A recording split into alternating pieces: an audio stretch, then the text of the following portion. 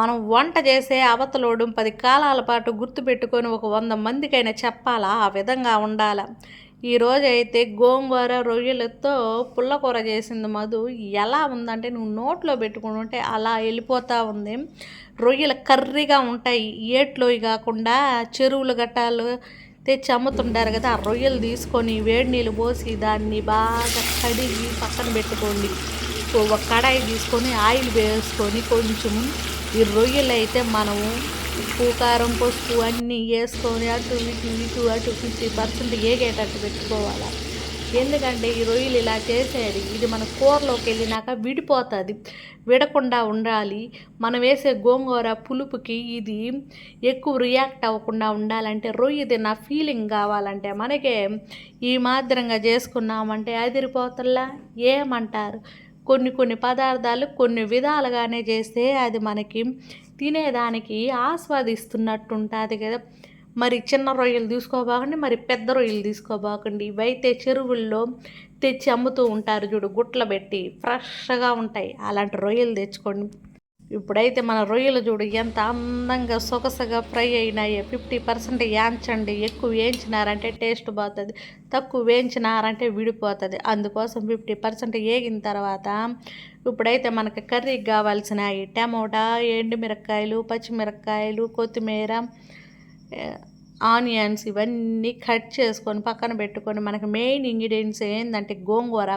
ఈ గోంగూర మన ప్లాంట్లోది, అందుకే బాగా కట్ చేసి పెట్టాను. లేకపోతే ఉడకేసి మిక్సీ కొట్టి చేసుకోవచ్చు. మనం ఇలా చేసుకున్నామంటే టేస్ట్ని ఆస్వాదించవచ్చు. ఇప్పుడైతే అల్లము, తెల్లగడ్డ, పచ్చిమిరకాయలు కొంచెం ఘాటుగా ఉండేవి బలంగా వేసుకోవాలి. ఎందుకంటే గోంగూర మనకి పులుపు కదా, ఆ పులుపుని డామినేట్ చేయాలంటే ఇదే కదా. కడాయిలోనే ఇంకొంచెం ఆయిల్ యాడ్ చేసుకొని పోపు వేసుకోండి. పోపు వేసుకున్నాక దాంట్లోకి ఆనియన్స్ వేసుకొని అలా కలిపెట్టిన తర్వాత దాంట్లోకి కరివేపాకు చీలికలు పెట్టావు చూడు పచ్చిమిరకాయలు, ఆ పచ్చిమిరకాయలు వేయండి. 4 ఎండుమిరపకాయలు కట్ చేసి వేయండి. దాంట్లో ఒకటి గింజలు కూడా పడేయండి. ఎంత టేస్ట్గా ఉంటుందంటే తింటూ ఉంటే మళ్ళీ మళ్ళీ మళ్ళీ తినాలరా అన్నట్టు ఉండాల. ఎర్రగడ్డ పెద్దగా ఏగాల్సిన అవసరమే లే, 50% కుక్ అయితే చాలు. అందుకనే ఏమీ అవసరం లేదు. చూడండి స్మెల్ అదిరిపోతుందిగా. టమోటాలు అయితే ఎక్కువగా బాగా ఇష్టపడే వాళ్ళు పెద్ద పెద్దగా కట్ చేసుకుని లేకపోతే చిన్నగా కట్ చేసుకోండి. టేస్ట్ అయితే అమోఘంగా ఉంటుంది. దీన్ని కొంచెం ఉప్పు పసుపు వేసామంటే కొంచెం మగ్గుతుంది. ఆల్రెడీ ఆయిల్లో ఇవన్నీ ఉన్నాయి కాబట్టి కొంచెం మూత పక్కన పెట్టామంటే మగ్గుతుంది. ఇందాక చేసుకున్న మసాలా వల్ల పచ్చిమిర్చి, తెల్లగడ్డ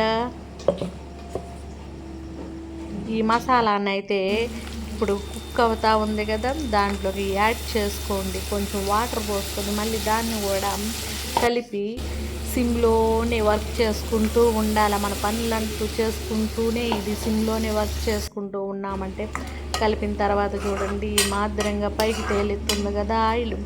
ఈ అల్లం వెల్లుల్లి పేస్ట్ వేగిన తర్వాతే దాని రుచి అనేది బయటకు వస్తుంది. ఇప్పుడు మన మెయిన్ ఇంగ్రీడియంట్స్ గోంగూర బాగా కడుక్కోండి. పురుగు గట్రా లేకుండా నీట్గా కడుక్కొని ఇంకా సన్నంగా ట్రై చేయండి గోంగూర కట్ చేసేదానికి.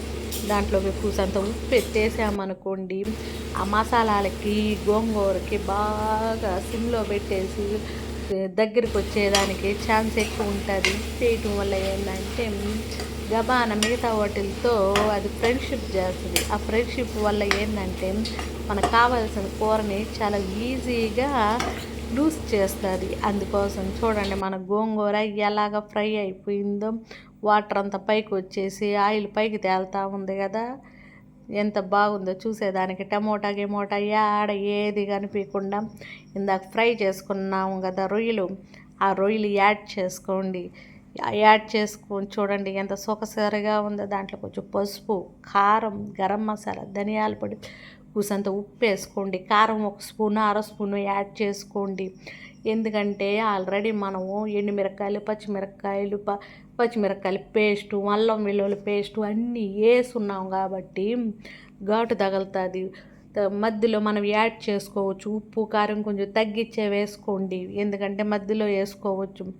ఏమాత్రంగా ఒక 5 నిమిషాలు ఉంచేసిన తర్వాత అన్నీ దగ్గర పడినాక కొంచెం వాటర్ యాడ్ చేసుకోండి. మరీ చెమ్ముడు పోయకుండా ఒక గ్లాసుడు పోయండి. ఒక గ్లాసుడు పోసిన తర్వాత చూసేదానికి చూడండి ఎలా ఉందో. మన కూర అయితే గుమ్మ గుమ్మ గుమ్మ గుమ్మ గుమ్మ అంట వచ్చేసిందండి మన ప్లేట్లోకి. వాసన అయితే ఆ ఇంటోళ్ళు ఈ ఇంటోళ్ళు ఏం చేస్తుందిరా మధు అన్నట్టుగా అనుకోవాలి. అలాగ ఉండాలి మన రొయ్య. చూడండి ఎక్కడ ఏమైనా విడిపోయిందే, ఎంత అందంగా కూర్చొని ఉంది కూరలో.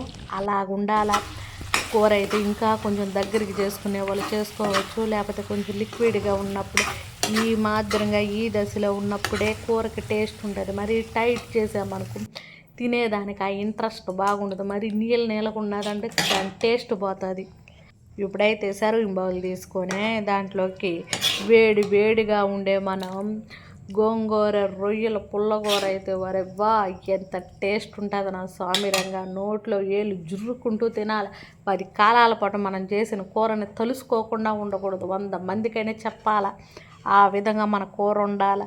బాండట్లో వేడి వేడి రైస్ ఎత్తేయండి. ఆ కూర ఎత్తేసినాక ఆ రైస్కి ఆ అన్నం కలిపేసి బిర్యానీ చేసుకున్నంత ఫీల్ రావాలి. చూడండి ఎలా ఉంది, రొయ్యల బిర్యానీ ఉన్నట్టుంది కదా. కూసంత కూర వడ్డించుకొని తినండి స్వామి. అయిపోయిందిగా.